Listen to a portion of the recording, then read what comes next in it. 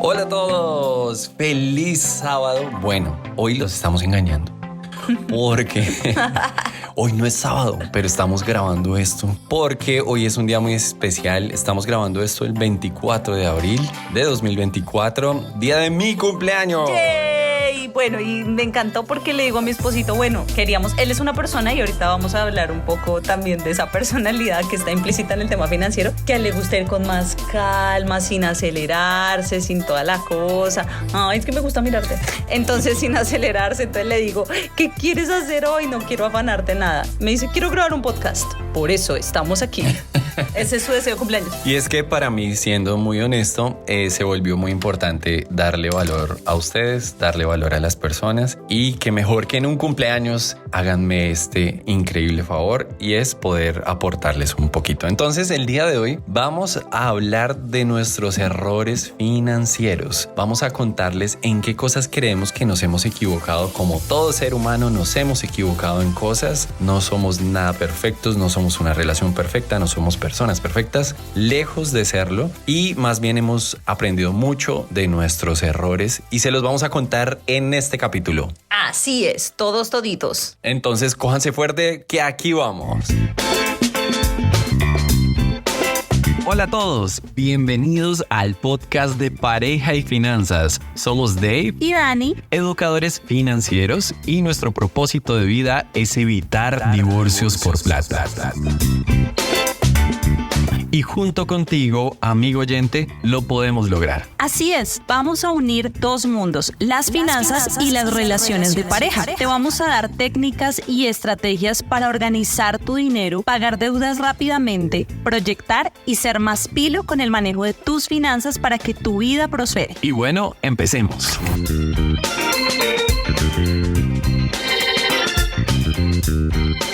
Bueno, amor, este es bien chévere, este episodio me gusta porque me parece importante contarles a las personas, ustedes queridos oyentes, cosas en las que nos hemos equivocado y que definitivamente haríamos diferente, porque creo que no hay nada más poderoso que aprender de los errores de otro y darme cuenta que, hey, cuidado con esto, porque me podría estar pasando lo mismo. De hecho, incluso nos equivocamos aún cuando nos lo digan muchas veces, ¿no? A veces nos gusta aprender más a los golpes que porque alguien nos lo contó. Queremos probarlo nosotros mismos y bueno, también es una forma válida, pero lo importante aquí es aprender. Entonces les tenemos un listado. Aquí tenemos el listado listo de cada uno de esos errores, embarradas, equivocaciones financieras que ha tenido Dave y Dani a lo largo de su relación. Entonces, empecemos, amor.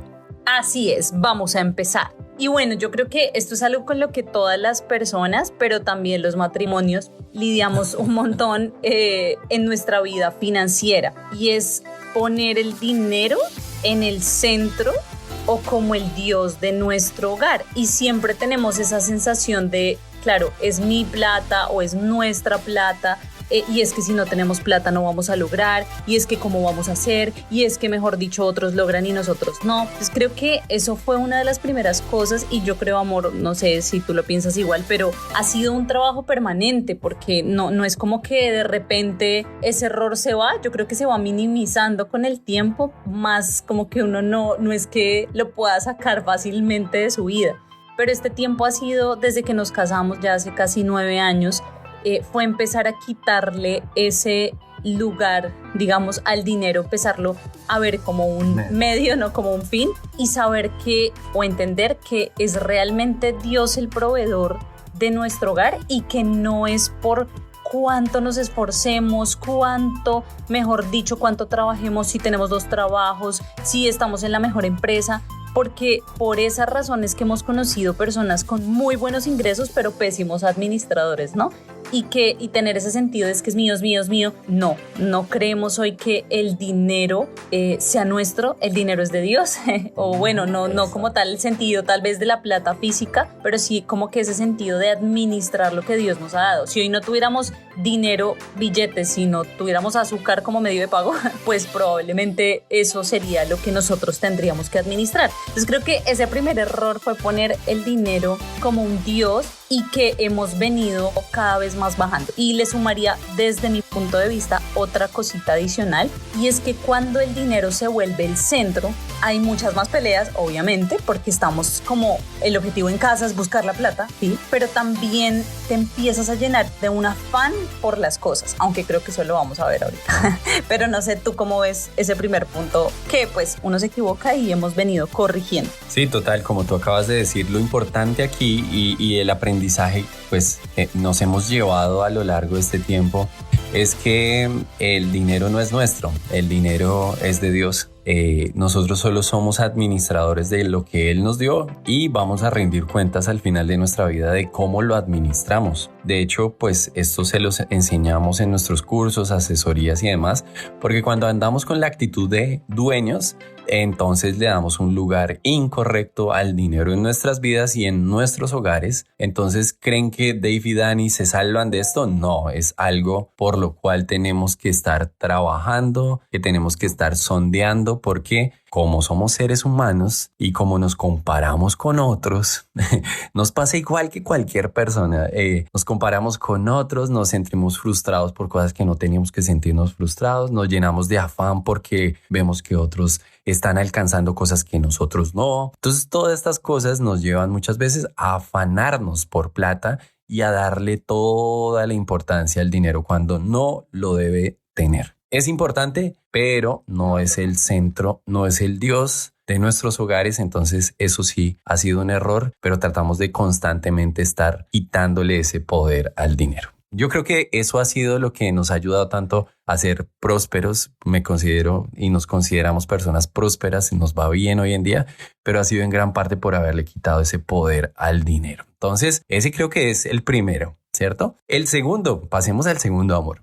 El segundo es bien chévere porque es algo que tú amaste cuando yo estaba en eso y es Me encantó. redes de mercadeo. Hablemos un poquito de las redes de mercadeo. Yo estuve en redes de mercadeo recién cuando nos íbamos a casar y fue una experiencia bien bonita porque esto nos va a llenar de un aprendizaje. Digamos que fue un error, no porque una red de mercadeo sea mala, no porque no debas meterte nunca jamás en una red de mercadeo, no es lo que queremos transmitir en este error, sino por las expectativas con las que entré a una red de mercadeo, que suelen ser las expectativas que nos venden a todos, pero que la realidad se aleja bastante de esas expectativas. Entonces, lo primero que yo quiero marcar aquí es que una red de mercadeo no es una estafa, ¿no? Tengan mucho en cuenta eso. A veces las personas confunden las redes de mercadeo con estafas o los multiniveles con estafa. Y no, las redes de mercadeo y multiniveles tienen su propia ley, por lo menos en Colombia, y apuesto que en la mayoría de países latinoamericanos tienen sus leyes que las regulan.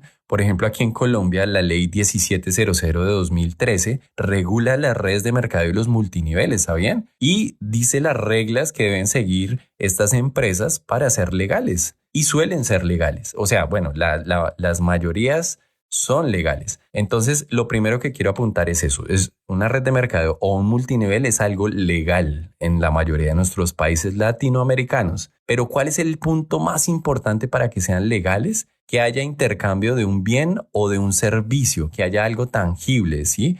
Es decir, tú compras, entras a esa red y te dan a cambio un producto o te están dando claramente a cambio un servicio. Por el lado del servicio es que suele armarse una cosa que uno no sabe si fue un servicio o fue lo que le entregaron a uno, y por ahí es donde se aprovechan las estafas para convertirse.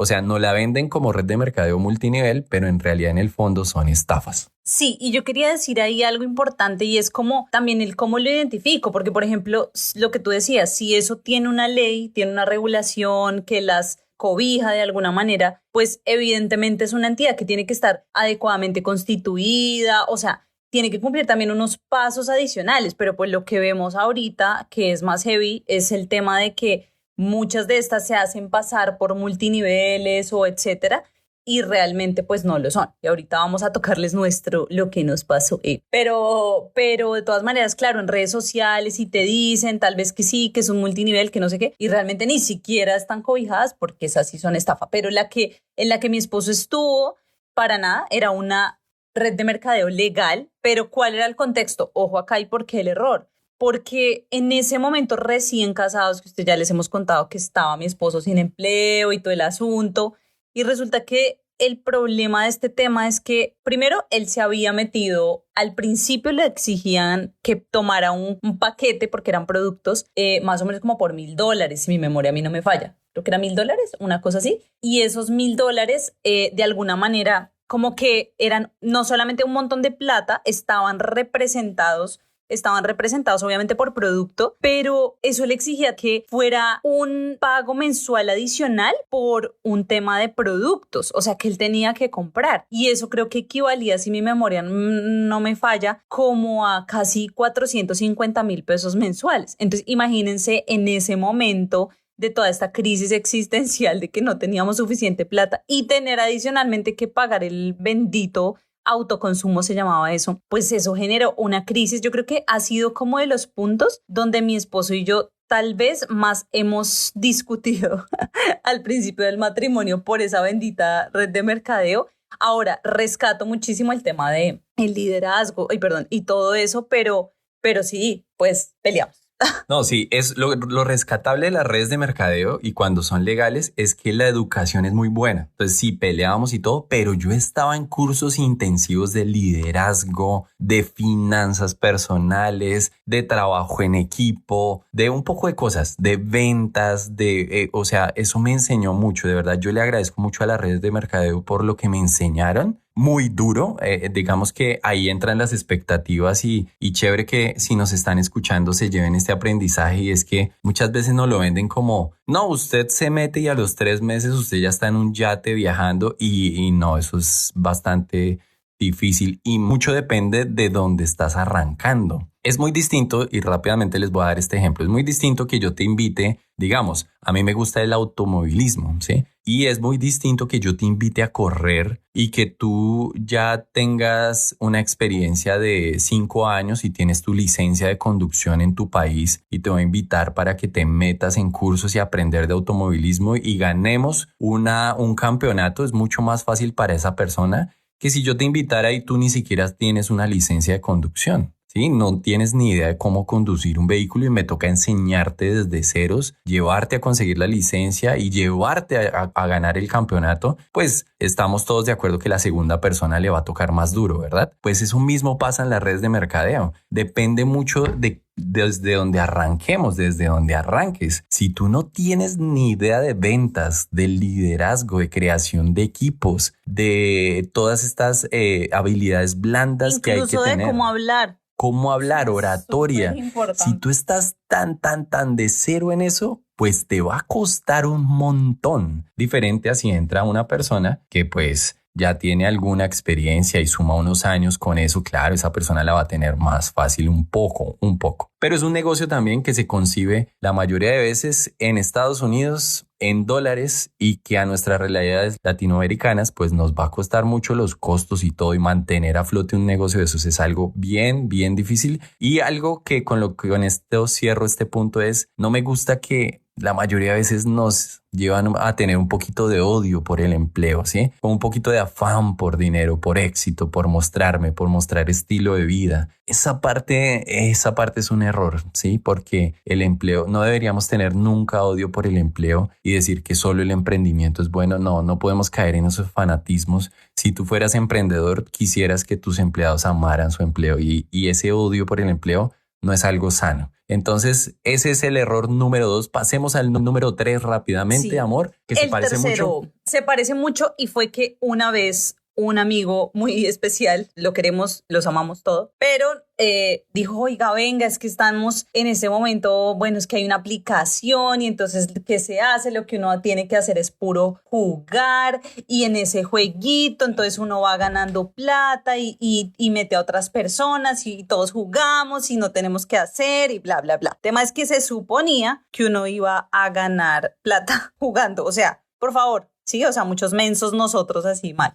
Fue antes de crear Pareja y Finanzas, así que nos perdonan, pero nos metimos en una pirámide y en una estafa y en algo que no era legal, digamos, lo que les digo, cobijándolo como algo legal. Eso creo que fue, si mal no recuerdo, eso fue como para el año 2017 finales. Entonces, de alguna forma, queremos hoy decirles, nos metimos en una pirámide, nos metimos en una estafa y en definitiva aprendimos lo más importante de cualquier inversión. Primero es que, obvio, cuando tú inviertes, cuando tú quieres hacer algo, eso va a exigir un trabajo, algo real, un servicio, un producto, una criptomoneda, un tema, pero legal. Ahora, que no sea bajo un esquema piramidal, que también ese es el otro problema. Y adicionalmente súmenle que pues una aplicación hay que nada que ver.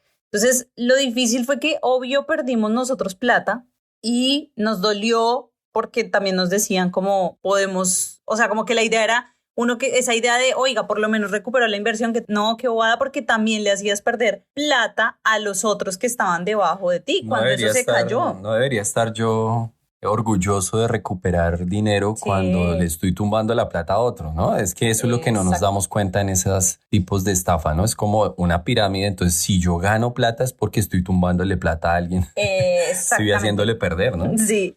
Entonces, esa es la tercera embarrada financiera de la cual no nos sentimos orgullosos. Vamos con la cuarta, ¿te parece? La cuarta sí tiene que ver mucho contigo. Yo la quiero decir. Sí, sí tiene que ver contigo. Sí, no, porque tiene que ver conmigo, porque me pasó a mí, pero le pasó al hogar de alguna forma. Bueno, nos pasó y fue lo de la declaración de renta que se salió de control. Exacto. Cuéntanos. ¿Qué pasó, queridos oyentes maravillosos?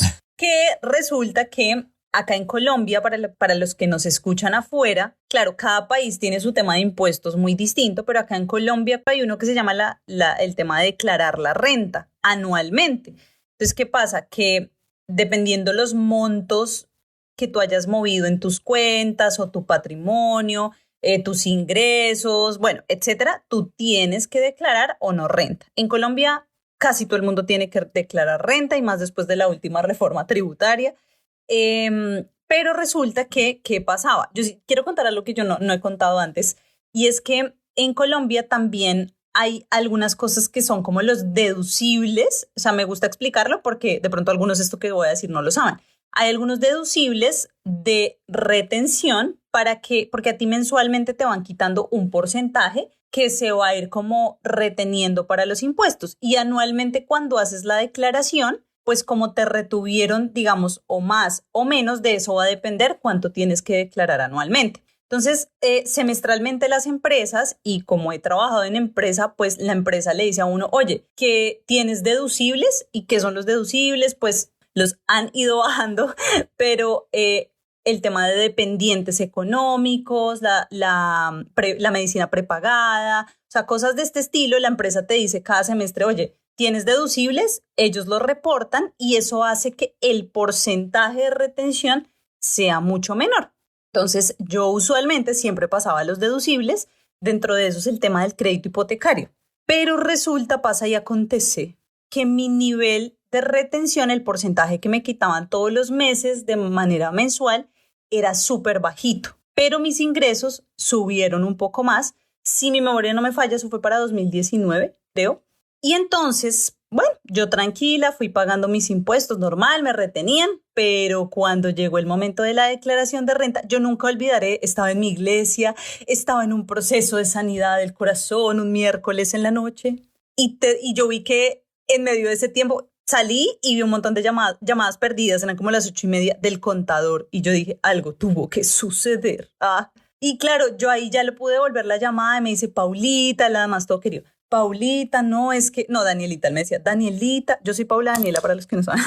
Entonces, Danielita, lo que pasa es que yo estuve mirando tus números, pero es que a ti casi no te quitaron nada de retención y pues como tú no tienes tantas cosas por las cuales deducir, no tienes hijos, no tienes un montón de temas, pues es que te está saliendo la declaración muy alta. Entonces yo pensé, alta, no sé, 2 millones de pesos, $500 en promedio. Cuando me dice, no, es que me está dando 8 millones de pesos, o sea, como $2,000, y yo casi me voy para atrás. Además, porque cuando tú haces este proceso, ya después tienes como, si lo empiezas a hacer un poco sobre el tiempo, que yo normalmente arranco un mes antes, mes y medio antes, pues tienes que pagar todo. O sea, Dios mío, yo me acuerdo que esa espiritualidad se me fue en 5 segundos y yo llegué a llorar. Yo, amor, no puede ser, tenemos que pagar mucho, bla, bla, bla.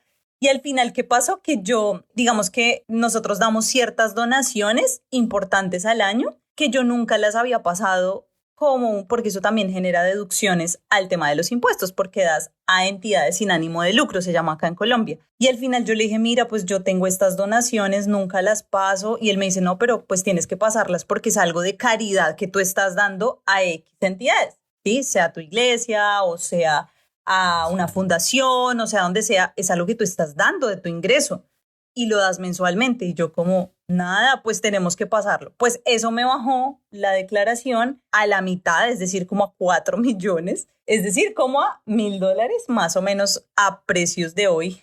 Y ese fue mi segundo. Entonces, ¿cuál va el error acá? Pues primero, no conocer suficiente de temas tributarios para uno programarse y saber este tipo de cosas que les estoy contando. Si paso deducibles, no me quitan mucha retención y eso se va a ver afectada mi declaración de renta, no estar de pronto más pendiente antes. Así que hoy en día soy la más cansona con los temas tributarios y gracias, he terminado. Buenísimo, tengan cuidado con la declaración de renta, por favor, y con sus impuestos siempre tengan muy claro ese tema. ¿Listo? Bueno, pasemos al quinto. Quinto, préstamos a personas, a familia. Sí. Ay, ese sí tuvimos que aprenderlo a golpes. Ese sí, porque digamos que cuando te empieza a ir bien y si tú, oyente, te está yendo bien, tú te fuiste a vivir con tu pareja o eres soltero y te está yendo bien económicamente, tu familia de cierta manera, y puede ser hasta algo inconsciente, va a querer jalar más de ti económicamente, ¿sí? E incluso todos tenemos tan buen corazón que queremos darle a nuestras familias, O a los amigos. A los amigos, exacto, nuestro círculo cercano, prestándoles dinero o eso porque se ve chichipato que te esté yendo bien y tú de pronto les niegues un préstamo. ¿Qué es chichipato? Chichipato es una persona pichirre. Ay, ¿qué es? No, culturízate Pichirri. con David. Pichirri en Venezuela, chichipato en Colombia es como tacaño, ¿sí? Eso. Entonces... Entonces, los préstamos nos tocó cómo definir por qué, porque prestábamos y todo, pero pues la gente es muy linda pidiendo prestado, pero no es tan linda cuando le cobras o cuando le recuerdas que te deben. Y eso sí es una realidad. Eso se ofenden. O sea, eso porque es así, por favor, no aprendan, no se ofendan cuando les cobren, ustedes son los responsables. Sí. Y porque en últimas alguien que pide prestado ya por defecto te está revelando que algo está mal en sus finanzas, que hay desorden en sus finanzas. O sea, en últimas, quien pide prestado está revelándote un despelote interno o algo que no está sano interiormente, ¿sí? La mayoría de veces, no lo puedo generalizar, pero porque pueden haber cosas incidentales, accidentales, ¿sí? Un incidente, algo de repente, claro, eso es distinto. Pero la mayoría de veces es porque no saben administrar, porque toman más deuda de la que deben, porque se metieron en problemas financieros y tú eres la forma de escapar de esas responsabilidades en las que se metieron. Entonces, aprendimos que no debemos hacerlo, ¿cierto? Sí, y no debemos hacerlo porque es que, ¿qué fue lo que empezó a pasar con amigos, con familiares? Y es que, claro, nos venían a pedir esa ayuda, ese apoyo, pero cuando porque es que, a ver, o sea, tendríamos que ser un banco o tener demasiado dinero para que yo te preste hoy $500 y no me los tengas que pagar. O sea, eso está mal. Entonces, cuando ya era, oye, pero no nos han pagado y yo necesito esa plata, cuento con esa plata, la gente se ofendía, la gente se ponía brava, las relaciones se tensaban y yo decía, pero ¿por qué pasa esto si cuando yo tengo que pedir prestado, pues lo más obvio es que pague? Entonces, no hay nada más terrible que uno tener una relación afectada por temas de plata. Entonces, por esa razón, como que nos empezamos a dar cuenta, oye, esto no tiene sentido. Además, peor, nos hizo pelear un montón a mi esposo porque mi esposo no es que yo sea tacaña, no, yo soy mucho más psicorrígida y planeada que mi esposo. Entonces, por ende, para mí es como súper normal eso, ¿no? Como, oye, se cobra. Mi esposo es más el corazón caritativo, no, pero es que no sé qué. Y lo entiendo, no, amor. Yo creo que más que caritativo es que soy malo cobrando y eso también tiene que uno medirlo y meterlo en la ecuación. Si eres malo cobrando como nosotros, no te va a dar mucha vergüenza cobrar. Yo sí soy como yo. te va a dar mucha vergüenza cobrar y eso es muy incómodo. Entonces, preferible no prestar. Exacto. Entonces, ¿cuál fue la decisión acá? De decir no. Decir no. Entonces, ¿qué hemos hecho con mi esposo? No prestamos plata, damos si podemos apoyar. Entonces, voy a poner un ejemplo. Alguien viene y te dice, ay, David, Dani, tengo esta situación, necesito $1,000,000, necesito 200, $300. Entonces nosotros le decimos no, y en realidad pues no es que tengamos un banco para prestar, no, simplemente no tenemos esos recursos, pero te podemos ayudar con 100,000, con 200,000 pesos, es un regalo que te queremos dar para que puedas reunir el 1,000,000 que necesitas, o te damos $50 para que puedas reunir los $300 que necesitas. Y eso queda, ¿qué vas a decir? No, pues el primer caso es, no, tú no eres cercano a mí, digamos, eso bueno, me ha pasado, sí. Compañeros que poco hablaba con ellos en el colegio, en la universidad, vienen a pedirme prestado porque ven que me está yendo bien y pues si tú no eres cercano, simplemente es no. La respuesta es no, inmediatamente no. Entonces, de hecho la gente se queda como, ¿no qué? Pues no te voy a prestar porque creen que uno va a decir como, no tengo, no, estoy tan fregado. No, sí tengo, pero no te presto. ¿Sí?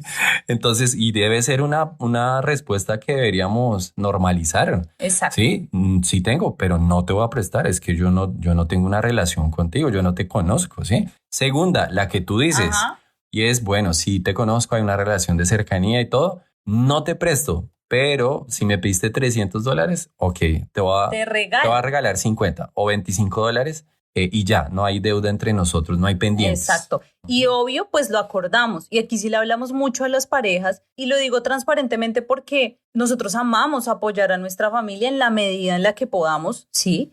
Si podemos invitar, si podemos ayudar, si podemos darles algo con todo el amor, pero lo acordamos los dos porque también eso es lo otro. En esto, cada quien le presta y resulta que después el esposo se enteró que la esposa le había prestado $5,000 a la hermana, o sea, no, debe haber además transparencia, entonces no se toma decisiones sin la aprobación del otro, los dos lo acordamos, lo definimos, porque también peleamos por eso, porque mi esposo en eso quería en 6 meses, mejor dicho, solucionar la vida a todo el mundo y nos hizo pelear un montón ese tema. Entonces cerramos este punto. Y bueno, no, antes de cerrarlo, amor, es más? Que tiene que ver mucho con...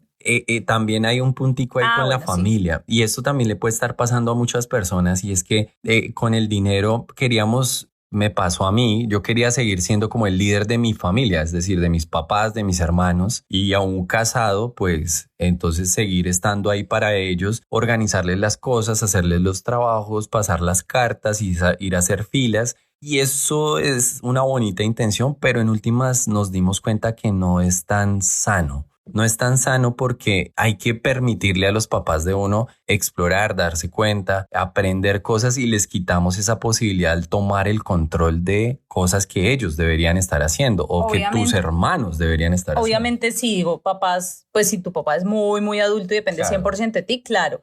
Pero sí tenemos papás que todavía estén jóvenes y les podemos enseñar y podemos también delegar la responsabilidad con nuestros hermanos, pues entonces, claro, de acuerdo. Claro. Entonces no te cargues con cosas de tu familia que no te corresponden, ¿sí?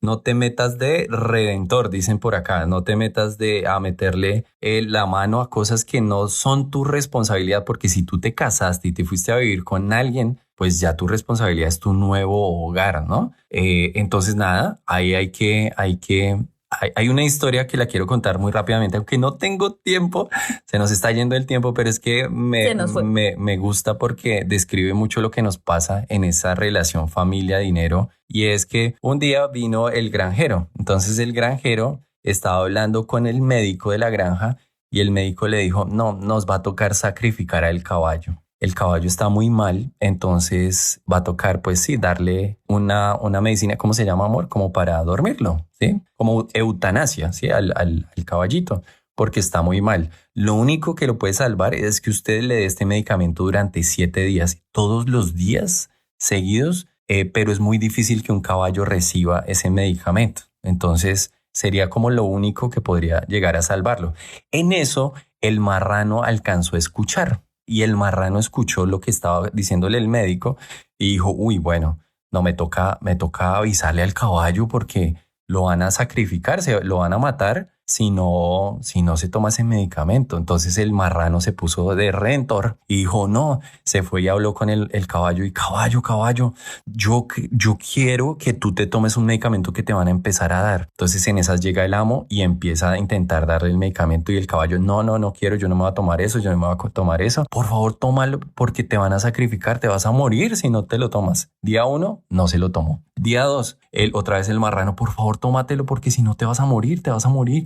Mira, tienes que buscar tu sanidad, tienes que salir adelante, no puedes dejarte morir y te van a dar el medicamento. Y el caballo, no quiero, no, eso no, para mí no. Y no se tomó el medicamento. Día 3, igual, no se lo tomó. Día 4, el marrano, por favor, tómatelo. Y ahí el caballo como que dijo, ay, bueno, entonces me va a tomar. Y le hizo caso al marrano. Y de tanta insistencia del marrano, el caballo entonces se tomó los otros 4 días que quedaban, se tomó el medicamento y el caballo se recuperó y se sanó. Y entonces, claro, el amo estaba feliz y dijo, bueno, salvamos al caballo, Y el amo estaba tan feliz que dijo, no, esta noche, ¿saben qué? Sacrifiquemos al marrano para celebrar. Esta historia nos dice que no nos pongamos de redentores de nadie. No metas la cabeza, ¿sí? Porque te vuelves el marrano en la fiesta de celebración, ¿sí? Solo encárgate de lo que Dios y lo que realmente tus prioridades en esta etapa de la vida te están señalando. No te metas a salvarle la cabeza a nadie. Y eso pasa muchas veces en la relación familia-dinero. ¿Listo? Listo. Pasemos al siguiente. Siguiente, ya vamos cerrando.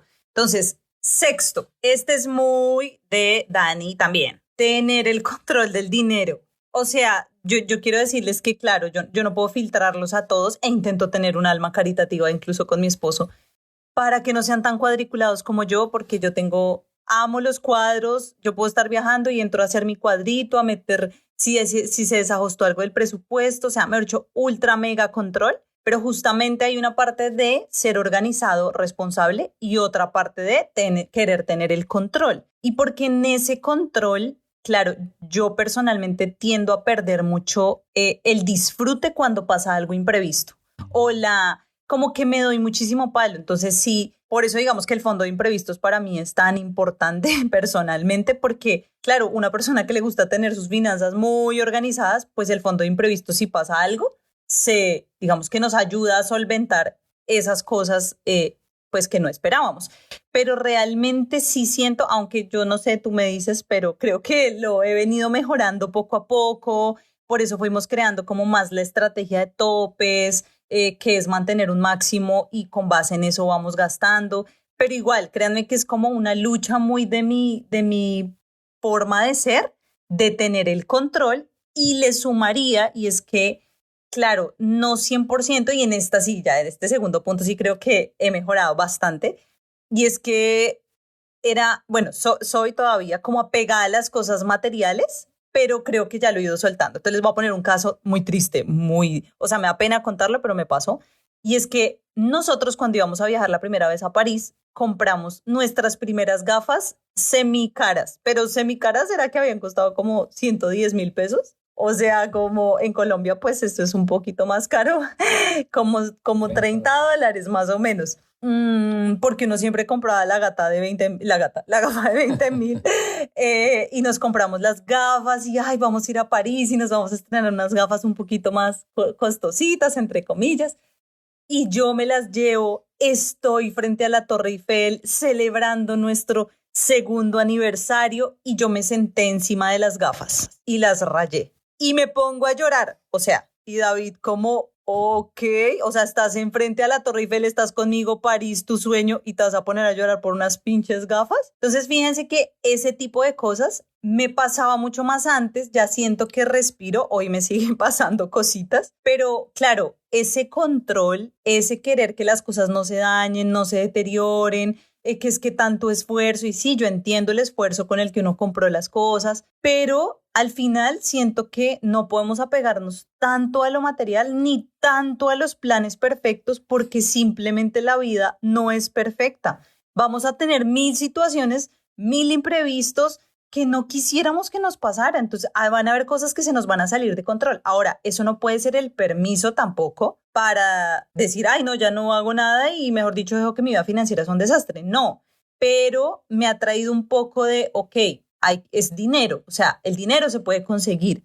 El momento que estoy viviendo tal vez no lo pueda repetir. Y como en 2021 compré unas gafas, ahí sí de marca buenas, como de $130, ya eran las gafas de los sueños y toda la cosa. Y resulta que habiendo comprado esas gafas, pasó lo impensable. Estaba al lado del mar y las gafas recién compradas se me cayeron encima de la arena y le quedaron, las marquitas de la arena le quedaron en el vidrio. O sea, pero ahí, ¿qué pasó con Dani? Dije, amor, mira, me cayeron ahora sí estas que eran más caras, no, qué rabia.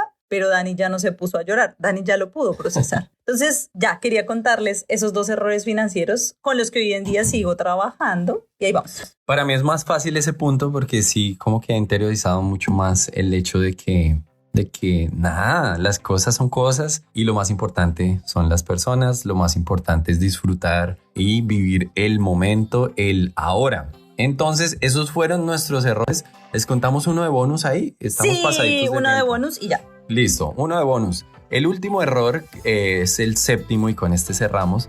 Fue comprar aplicaciones. Uy, ese es de eso David. Sí me ha pasado a mí. Y le sigue pasando, pero menos. Entonces compro la aplicación que porque tiene los sonidos de la naturaleza y porque voy a dormir mejor. Sí, no, me va a medir el sueño y eso va a decirme hasta en qué momento ronqué, si va a grabar los ronquidos, ¿sí? O cosas así. Y me va a decir la calidad de mi sueño. O la de, no, ahora voy a leer muchos libros rápido, entonces subo la de los libros. La de los libros bueno, no voy a decir marcas, pero bueno, sí. Y me hace el resumen y entonces leí 800 libros en un mes y cosas así. Y se me pasa el periodo de prueba y cobro. Entonces llega la tarjeta de crédito que nosotros tenemos, como algunos ya saben, tenemos un mismo cupo, 2 plásticos. Entonces mi esposa ahí mismo sabe que entró un cobro. Y me tiene vigiladísimo la fiscalía. Yo soy la superintendencia financiera. Entonces entra el cobro de algo que no cancelé y se armó el problema. Ay, tampoco. Ay, Dios mío. No, pero yo le digo, amor, claro, como nosotros tenemos tan controlados los gastos mensuales de lo que tenemos que pagar, pues veo un cobro ahí de esto de qué es. Además lo hago por seguridad, me gusta estar pendiente. Y yo esto de qué es. Y él, se me olvidó cancelarlo. Sí. Entonces, eso sí me ha pasado y ha sido un error. ¿Y qué has hecho para mejorarlo? Pongo alarmas, me pongo recordatorios y entonces cancelo esa vaina antes de que se vaya el periodo de prueba. Sí, ahora, si le gustó, porque ha pasado, ¿no? Sí, también. Si dice, oye, estuvo buena, la probé, la necesito, pues la incluimos en el presupuesto, le abrimos un espaciecito. De hecho, me pasó con Canva, esa sí quiero mencionarla porque Canva es una herramienta que todo emprendedor y creador de contenido deberíamos tener. Entonces, pues dije, no, es que es algo que necesitamos. Sí, en su momento dije, no, sigámosla pagando porque realmente la necesitamos. Entonces la tenemos ahí y ya, sí, seguimos con eso hoy en día. Dicho esto, les vamos a dejar aquí una encuesta en este episodio para el próximo episodio. Les tenemos 3 opciones. Primero, consejos sobre tarjetas de crédito, ¿sí? Queremos hablarles sobre tarjetas de crédito. Segundo, vamos a hablar de un detox financiero, desintoxicación financiera a propósito de los puntos que hablamos, como 2 o 3 de ellos tienen que ver con desintoxicación de errores, o sea, de cosas que hemos creído que son falsas. O tercero, vamos a hablar de emprendimiento un poco y herramientas que deberías tener si eres un emprendedor. Elige una de esas 3 para nuestro próximo episodio y lo grabaremos con gusto. Y por favor, publica este episodio si llegaste hasta acá con la palabra Aruba, porque estamos emitiendo desde Aruba. ¡Así es! Entonces estoy full relax aquí en mi cumpleaños. Pon en tu estado Aruba y comenta este episodio con la palabra Aruba y te vamos a enviar por ahí por interno un regalito. ¿Listo? Entonces, eso es. Eso es. Nos vemos en un próximo episodio. Esto me lleva a la pregunta final de cada episodio. ¿Hemos terminado, jefa? Hemos terminado. Chao, chao. Chao. Muchas gracias por llegar al final de un episodio más del podcast de Pareja y Finanzas. Si te gustó, no dudes en compartirlo en tus redes sociales y te recompartimos en las nuestras, que como ya sabes, nos encuentras como @pareja y finanzas. Regálanos una puntuación que creas que se merece este podcast aquí en la plataforma en la que nos escuchaste y síguenos por favor para que no te pierdas nada de lo que viene. Cuéntanos qué temas te interesan para que lo hablemos y entre todos construyamos un podcast lindo que te aporte valor y que agrade a Dios. No siendo más, ¡un abrazo! ¡Un abrazo!